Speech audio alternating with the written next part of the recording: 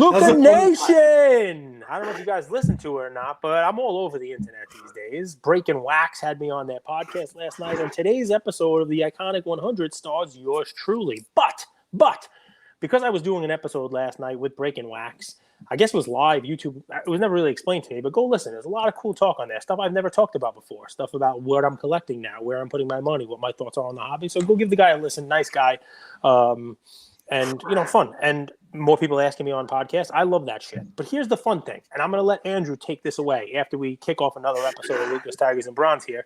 Andrew asked me about some stuff that happened in the hobby last night. And we could talk about like the investor card porn thing. And I don't really have the details on that, but that's what I thought he was going to ask you about. But he's like, hey, did you see the Great Curator video? Did you see or live or whatever it was? And what's going on there? And I said, no, I didn't see it. But I did see AIH post that he was going to have a response to the response to the response to the response. And, I thought we don't really have to get into what was in those videos. If people want to see it, they can read it themselves or watch it themselves, and they can, go get that content over there and the whole deal. But what I said to Andrew, and what I want to get his feedback on is, I didn't catch any of it because I don't want to go down that road. Like, I don't want to go down that path, right? There's so much awesome stuff going on. From a personal standpoint, the Yankees are in the playoffs. Aaron Judge hit his 62nd home run. The player of the game in the New Orleans Pelicans game last night was not Zion. It was none other than Devontae Graham, who had 20-something points and just looked awesome. 6th Man of the Year candidate if you think Cage has any kind of predicting abilities, which I kind of do. And I mean, just great sports, right? We're going into like what you're going to call like the October solstice here, I mean, baseball playoffs, basketball is kicking off. LeBron starts his journey towards, records. We're going to have, some movement in the baseball cards. Definitely football. It's moving time here. The teams that are 3-1, 4-0, whatever, they're going to go on and actually make their case for the playoffs. Josh Allen and Patrick Mahomes are going to fight for the MVP, and Lamar Jackson. There's so many great stories that are all relevant for cards. Plus Beckett Industry Summit, we didn't go. We will start going to more stuff. We'll go to that next year. We apologize we weren't there, but I see great, stuff coming out of that. There's just so much to talk about that I didn't watch the back and forth, and I'm not going to. And I guess my question for you is, if you could give some advice to the listeners out there after my stupid 3-minute intro here on how you stay so positive all the time, man, how you stay in the mind frame that you stay in, because you're a great example. I've learned from you. I started reading because of you. I'm losing a lot of weight here because you talk about your 75 hard. Like, how do you stay so optimistic, so positive, even when there's so many outside forces in the hobby looking to bring you down? So he went on mute. Oh, what an intro. I got a ton of messages yesterday too, yesterday into today. And I'm like, oh, Cage took a break. And the reality is that's not the case at all. Cage is ready to rock like 4 episodes a day. No preparation. Let's just riff, apparently. I need days off because when we started the show, it was about bringing value. It was like, hey, I'm on this journey of learning the hobby, cards, and all that.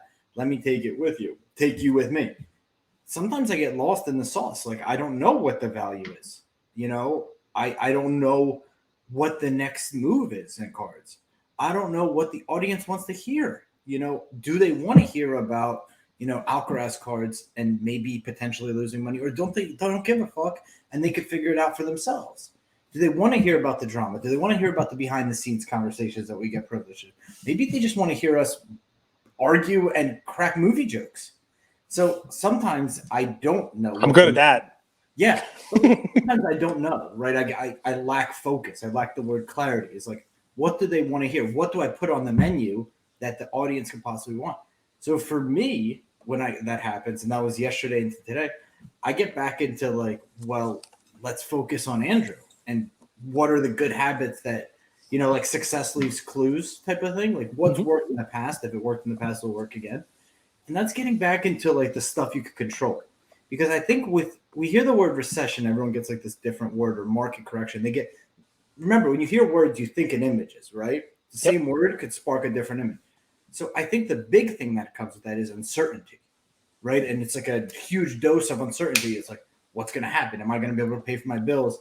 Are my kids going to be all right? We're going to have food on the table, all that stuff. And the way to like kind of balance out that pendulum is to focus on the things you can control, right? And it's those, for me, it's the little habits about like health, heart, like soul set, health. And then, everyone else has like a different one. It's like maybe balancing your checkbook or going through the data and like, am I up? Am I down? Like you could kind of skin that whichever way you want, but it's just getting back to the controllables. I like it. So what do you do? What levers are easy to control? Is it your diet, your mindset? You start reading again, you start going to the gym, you start taking stock of your collection. What do you do? Well, it changes, right? Like this time, because my relationships in life are strong. We've had the financial conversation with the business a month ago. A month ago, it would have been, dude, balance the books. How much is coming in? How much are you spending? Are you up on cards? Are you down on cards? What are the sales on what? Last month, it was a little bit different. Today, that's all under control. I've been doing that. But I let my health slip. Like I gained 25 pounds, I was telling Cage. Where did that even come from? That was like 2 months ago. I was at National. I literally gained 25 pounds. So it's health. Dude, he found the pounds that I lost. It's amazing. Literally. In Russian, there's a great saying. It's like, I would laugh if I didn't want to cry. So like it was the health thing. It's like start exercising, get your steps in. Even like it's a lot harder when you're older. So start small. How's the saying go? I like learning new stuff all the time, and I will give you credit because while I don't know too many words, I was watching the final episode of Stranger Things, and they're in Russia for like the whole episode. They can't get out. They can't get out, like in a Russian prison and the whole deal. And this guy goes on this whole speech about how this Russian guy did this, this, and this, and the guy responds to him and he says "Pravda." True. And he just meant that what you're saying is true. And I'm like, I know that word. I know this word. Andrew told me this word. And I'm like, all right, great. So let's go. Tell me the saying in Russian.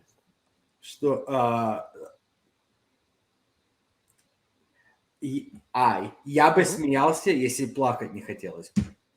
All right. It's going to be hard for me to repeat that, but I'll try. Я бы смеялся, если плакать не хотелось бы. I would laugh if I didn't want to cry. Okay. Yatsim. Yeah is... That's me. Yatsim ya. I win for me. You know who said Yatsim ya? He told the whole Politburo. Because he had the whole country in his corner. Yeah. Drago.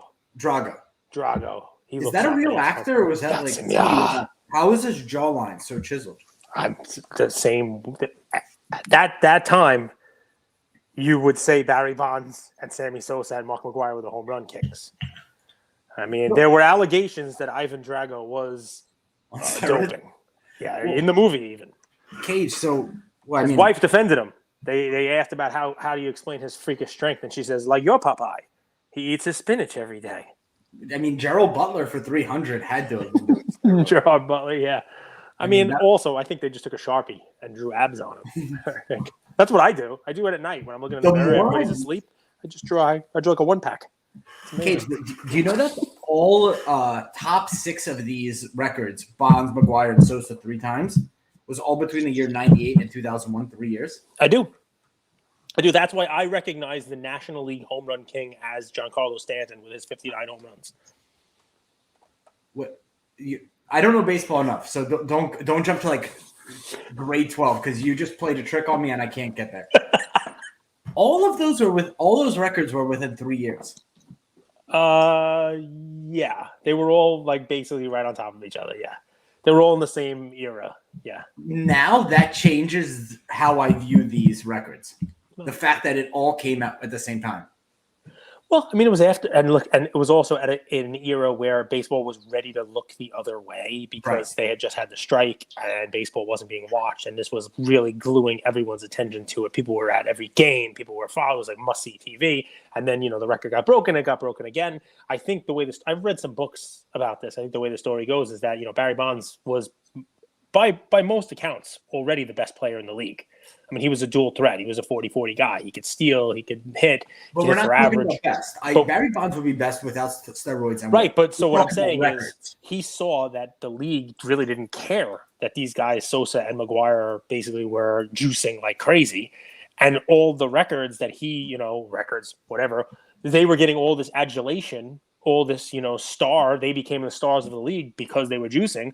And I think basically he would say he would do the same thing. Like he's like, well, you know what? You got to do it. So now I'm going to do it, But it's not records. It's specifically the single season home run record. Like that record is the most important record of baseball. Bonds has the all-time career one too now because of what he did in the last 5 years. I think the home runs is what we're trying to invalidate, saying, hey, that's not an even playing field. Mm-hmm. For those 3-4 seasons, that was not fair. They're still incredible players, but Judge might hit 70 if he was it's not that they're fighting for inches. Yeah.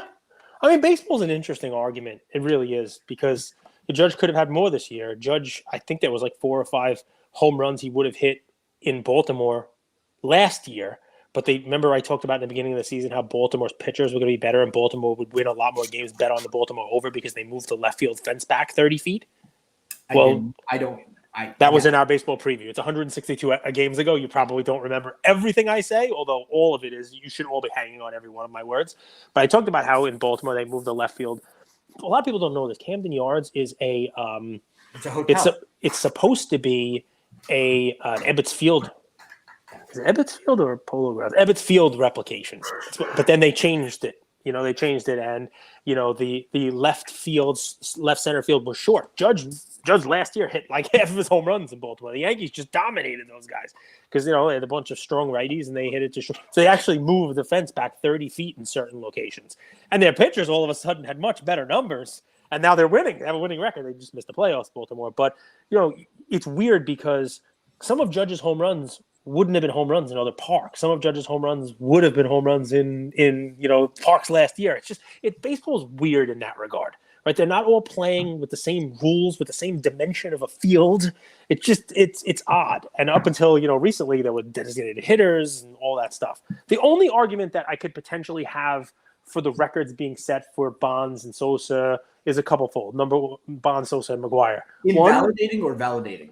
Both ways. Right, so invalidate. Right, you want to invalidate and say, "Hey, my argument invalidate." So the only argument I'd have the other way would be they were hitting against Roger Clemens and Kevin Brown and Andy Pettitte, and they were hitting against pitchers who were also taking likely performance-enhancing drugs that allowed them to pitch faster, harder, recover from injuries, the same way that these batters were as well. I think the batters get a little bit more of an advantage than the pitchers. I know what you're saying, but that is... Go ahead. You've seen that. So one home run like last week, it looked like it was a home run, but it was like deep center field. Didn't make it out. Mm-hmm. I think that's the advantage. It's the extra 30, 40 feet that you get on a regular fly ball. Believe it or not, I think it's actually the eyes. How? I'm not a scientist. I'm not a doctor, but I think it actually helps with the vision. Focus? Yeah. Wow. And I mean, look, I don't know. Here's the funny thing. We have the benefit of hindsight, right? We have the benefit of when it happened. Roger Maris Jr. is one of the greatest examples of this because he's all over Twitter now saying, Aaron Judge is the real home run king. He did it clean. He's the real one. Don't acknowledge it. I can't find a picture of Mark McGwire's 70 home run season without Roger Maris Jr. in it. He followed the Maris family and Roger Maris Jr. followed Mark McGwire around like he was his stepfather, right? They had every camera in the world on them. They milked it then too. Roger Maris Jr., he has a whole life of just being his father's son. Now, he's not the only one. There's a lot of people out there who, inherited a multi-million-dollar business and like to say that they're immigrants, so they hustle. But sometimes your parents set you up for a life. That's just the way life works, right? So anyway, Roger Maris Jr. is a great example of that. I don't see his toys in Macy's yet, but they'll be there soon. So anyway, Roger Maris Jr., he was all over McGwire, but he didn't. I mean, look, if you had eyeballs, you knew McGwire was juicing. But now you look back at revision, it's like, oh, wait, those records that we were all holding up so high, that's shit, he cheated. 2017, the Astros were, the king of the castle. King of the castle. I have a chair. Look at me, king of the castle. But you know what? They were also probably cheating. So we look back at that and we say, wow, we have a problem. Judge, I don't know what Judge is on. I have no idea what he's on. That dude is huge. He's immense. He is gigantic. And for the first time ever, he played every game. How? How did he stay healthy this year when he had like rib injuries and obliques and ankles and spleens and injured whatever the hell it was? It's interesting. Messi got at the age of 12. The reason he got to Barcelona was because they would pay for his Testosterone, HGH right? treatment. Yeah, HGH. Yeah. It's as gray and murky as it gets. So we celebrate him now, but what if happens in 2 years? We find out, oh yeah, he was on the cream and the clear. Who knows? I don't know. And the fun part about it is I just don't care. Like, you would expect me to come out one way or the other. Baseball's going to be dead in 20 years. So it doesn't matter. I don't know why you're trying to defend it. I don't know why you're trying to defend the sanctity of the I didn't know that all of these records were set within Dead. 3 years, and it was Sammy Sosa every single one of those 3 years. Sammy had a 200 home run. Right. So you're like, oh, I thought it might have been like 1990, 1993, 97. Let me tell you what made it worse. When Barry Bonds did it, he did it in he was 38 years old. Like, he not only did it, he did it like the bulk of his home runs. He played for almost 20 years, and the bulk of his home runs were in the last 4. It's not supposed to happen that way. Is it supposed to happen where you leave a team that you've played your whole life? Mm-hmm. You basically have this return to glory where unanimously people acknowledge you're the GOAT. You win a Super Bowl, and then you get divorced after unretiring? What? I mean, Andrew, this I blame on you. I mean, you're like the Giselle. I am not whisperer. Zach Wilson. You're in Giselle's. Wait. Whoa. Expound a little bit, please. Elaborate. You're not Zach Wilson, meaning what? That when Giselle messages you and says, "Hey, I just hired a divorce lawyer, but I need to confide in someone," Andrew, you're gonna say, "No, you're too old for me." Actually, is that what you're saying? It is a drive away. It is a drive away. You leave that on read? Is that what you're saying? My imagination hasn't gone there, but now that we're playing this, but you're the one who said I'm not Zach Wilson. No, that's it. Just done. No way. Not Andrew. That's beneath me. Wow. The cat's bit my tongue. The first time in 820 episodes, I have nothing to say. Cage is out there talking to somebody else. It's Ian. It's Ian. Ian found the box. I'm cleaning the basement, and he found the box of cards, and he comes up and says, "Hey, you know that NASCAR box you got down there? Is it okay if I open it?" I'm like, "Yeah, you can do whatever you want, dude." And then he hands me all of the cards from the box. So he already opened it. Then came up and what if I would have said no? He's sort of a DJ with the opening. He finds boxes and needs to open them. All right, so you got a Bubba Wallace. That's good. Here you go, pal. Nice job. Something to notice, guys, and this is happening more and more often. It kind of reminds me of the bubble effect when COVID first happened. We need to stop overreacting to preseason performances, specifically with card prices. The performance could be amazing, but we need to separate fact from fiction. Amazing preseason performance doesn't mean the same exact player's cards should now be worth 20, 30, 40% more than they were the day before. And I keep seeing this. Zion had a great game. Tyrese Maxey had a great game. James Wiseman had a great game. They should have great games. This is preseason. This is what they're still amazing athletes. They should have great games. You should probably be more concerned if they don't have a great game. Well, they will. It works the other way. You know what? I got to tell you, I'm going to take the opposite side of this. Reactions are okay. Overreactions, I think, is what you're warding against. You started this off by talking about uncertainty.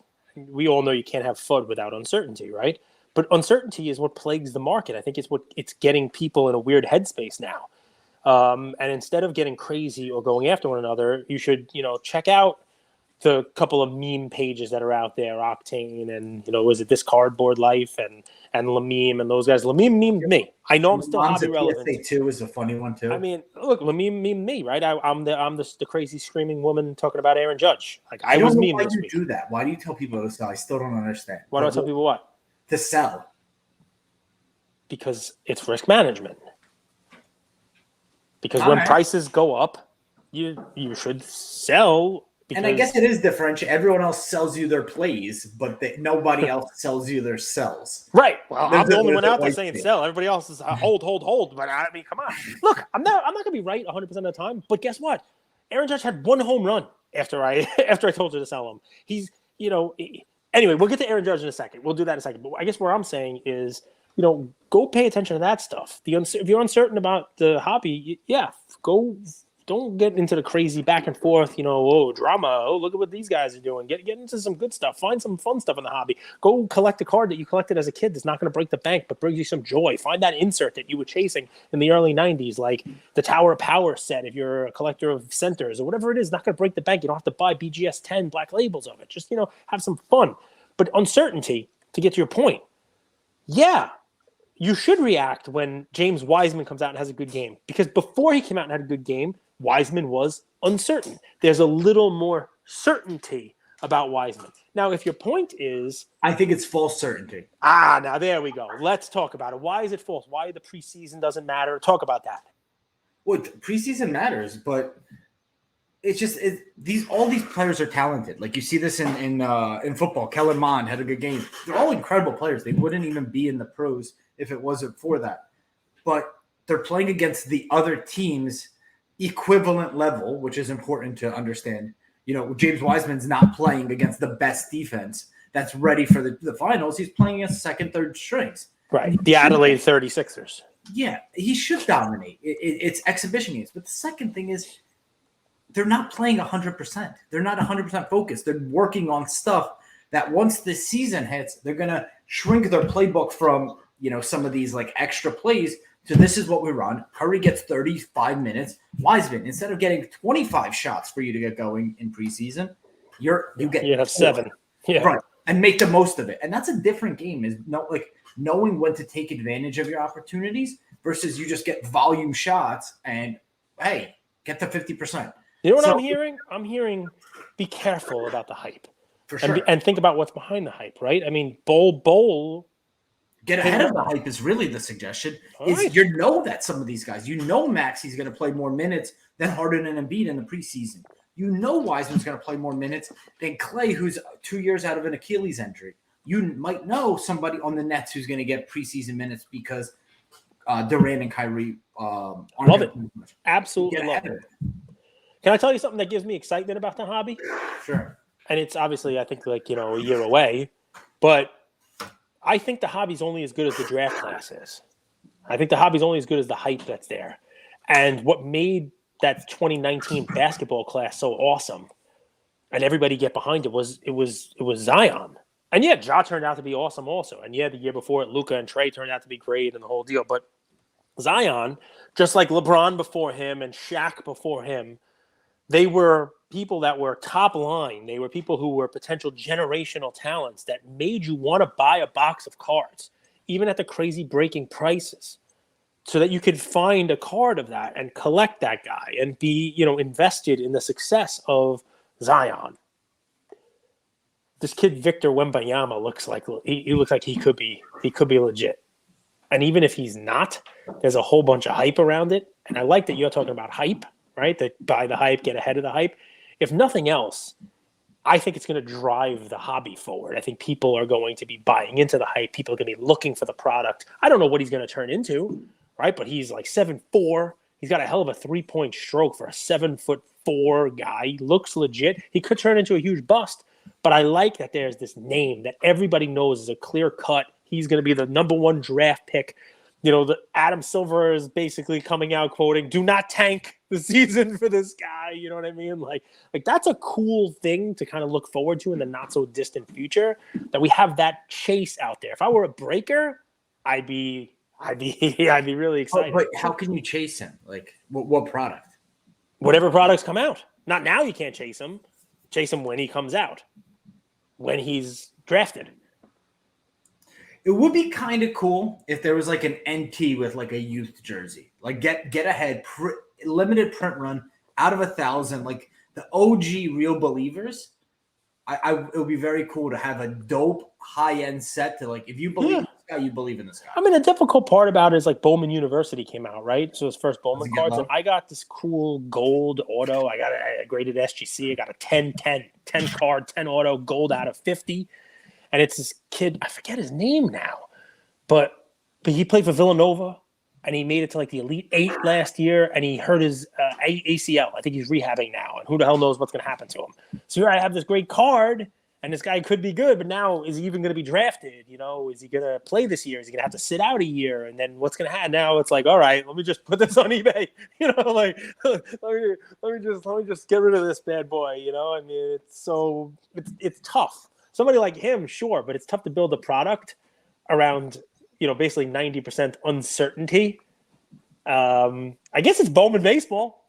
Right, it already kind of exists, right? That's prospecting. I think you may have stumbled on an idea for prospecting in basketball. It'd be cool to give a redemption with that, and you could redeem it for an NT when he does go pro, like a box of NT. Yeah, I mean, I think that's probably a good idea, right? Like, you don't have to have the card out. It's almost like, all right, this is an NT of the number 1 pick, number 2 pick, number 3 pick, whatever it is. I remember when I collected in the early 90s, there were a lot of redemption cards, draft redemptions. And, you get it was number 1, 2, 3, and then you turn it in for Chris Webber or Penny Hardaway. And you were like, 93, 94, you wanted the 1 or the 3, not the 2. Just like in 03, you wanted the 1, not the 2. Because you didn't want Sean Bradley. You didn't want Darko. It's funny how history rhymes. So you don't like this perceived negativity in the hobby? I mean, listen, I'm part of it, right? And people think I'm negative because I said sell your judge cards. I don't think selling in a hobby that requires buying and selling is a negative. You know what I mean? In order to be telling people to buy stuff, there's got to be somebody on the other side of it selling it, right? Bids and asks, yes. I mean, that's kind of how this thing works, right? But yeah, I mean, listen, drama it's interesting. Right? The click stuff is interesting. And I have no problem with anybody putting out any type of content. And there are people who do a good job of it, right? There are people who do. You actually mentioned, you said, somebody did a good job with something you watched last night. But I think it's fleeting, right? And I even though you come on and you talk about like what's the value add, the whole deal. I mean, to me, I like being here every day because if nothing else, the conversations I have with the people who are listening to us, the people who can hear my voice right now, they know that we're going to be here. They know that if they go to sleep after a bad beat and they sold a card that didn't sell for what they wanted it to be selling for, or they got the wrong end of a trade and they're thinking to themselves, all right, this might be it. I might be leaving.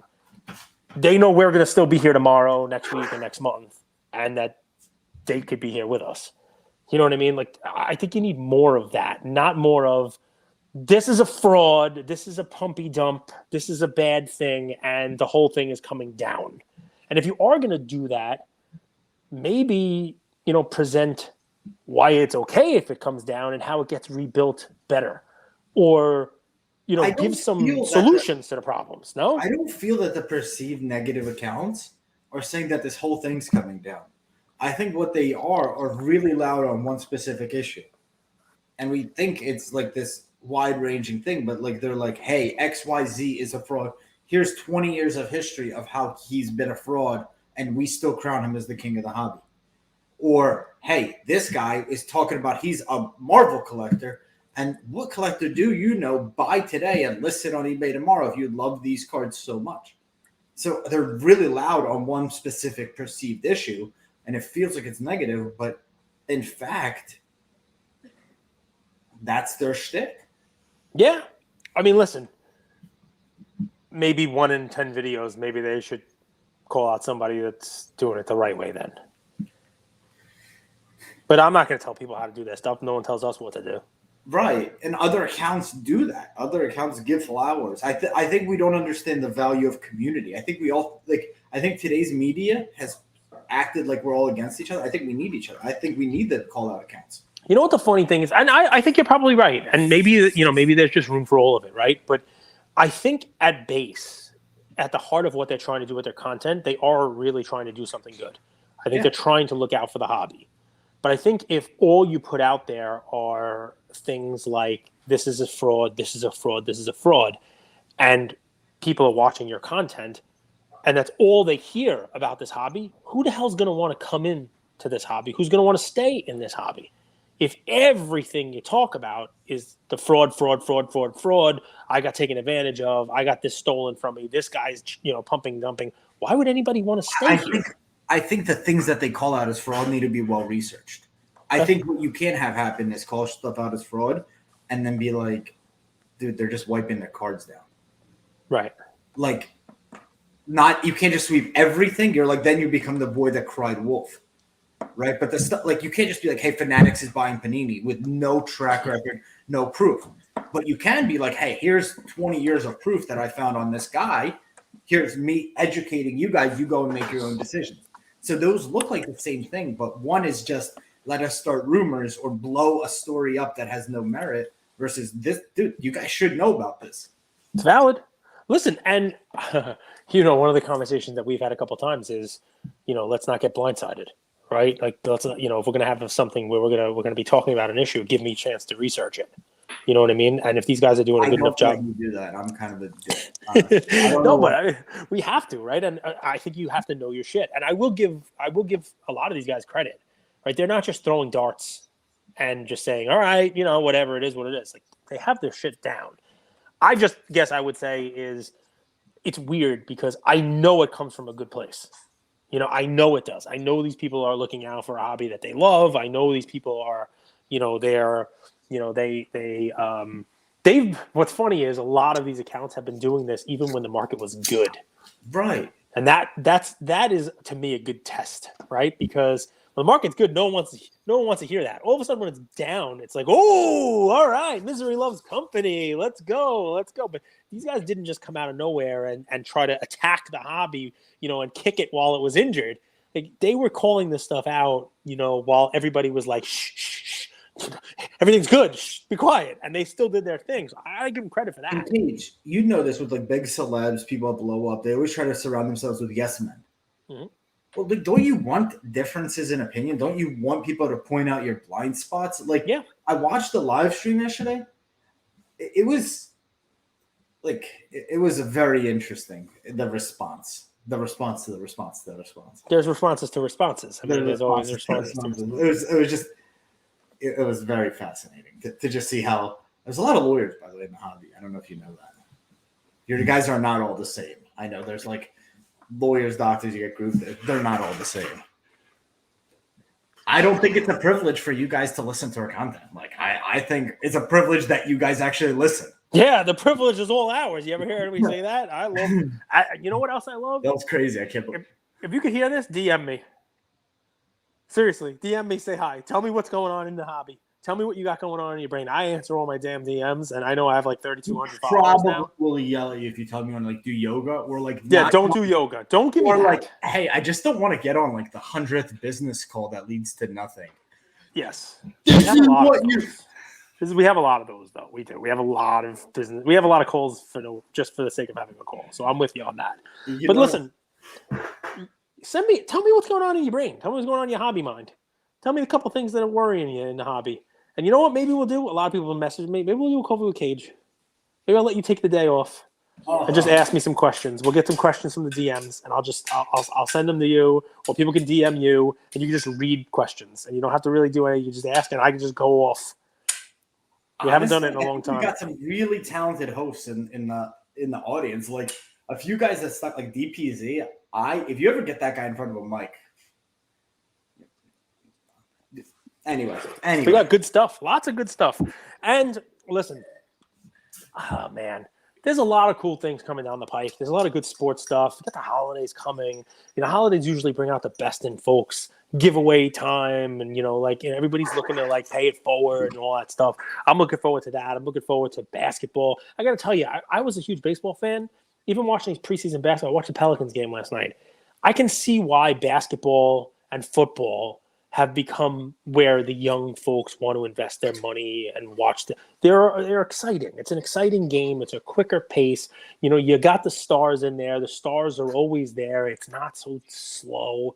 So, I find myself excited for basketball season. Now, I love playoff baseball. Don't get me wrong. I think it's exciting, and it's coming. It'll be here in a couple days. But I'm excited for basketball. I'm excited to see, which players take that step up, which ones don't.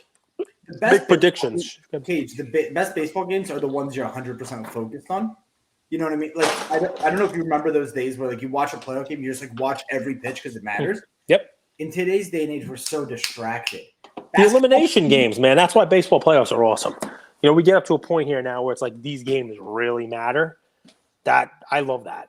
The playoff atmosphere, that's great stuff. It's like everyday episodes with you.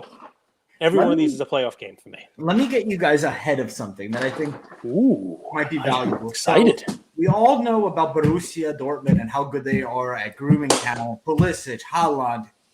I mean, Reina. Ian is literally running into walls, turning around, running into another wall. He's opening a case of cards. I don't know what he's looking for here, but yeah, he's making a lot of noise. So Haaland is killing. I'm not going to bring him. Jude Bellingham is a guy that you should watch out for. So British player, English player, is going to be in the World Cup, but here's the real beauty.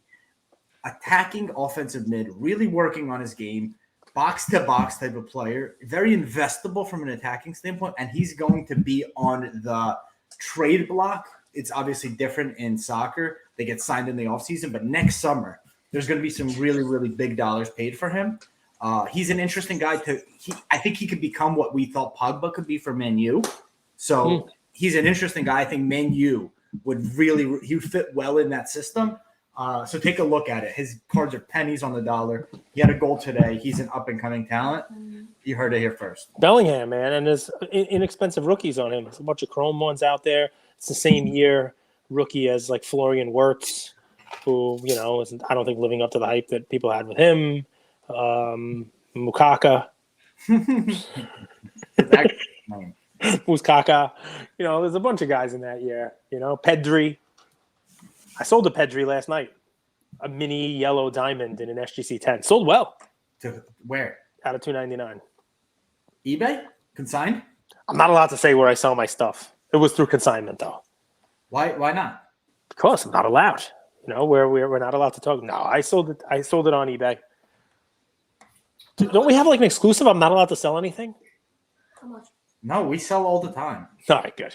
I wasn't sure what's in our contracts. Oh, that's right. You got that taken out of our contract. Who's the lawyer here? You did it. Nice job. He's so ahead of wherever I am right now with my brain.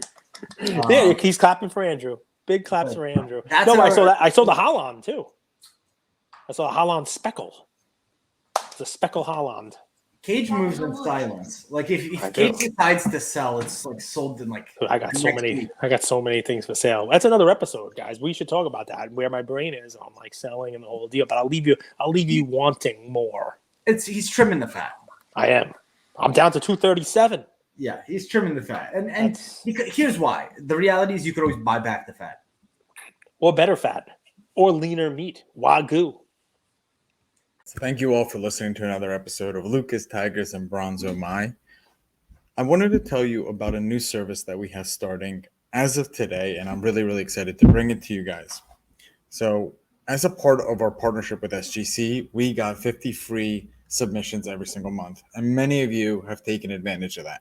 And it's amazing that we could have the opportunity to 650 episodes, 675 episodes in, to go ahead and give back to our community. As people were sending those cards in, they asked, can we send 5, 10, 20 more cards to you guys? We'll pay for it, but we wanted them graded with SGC.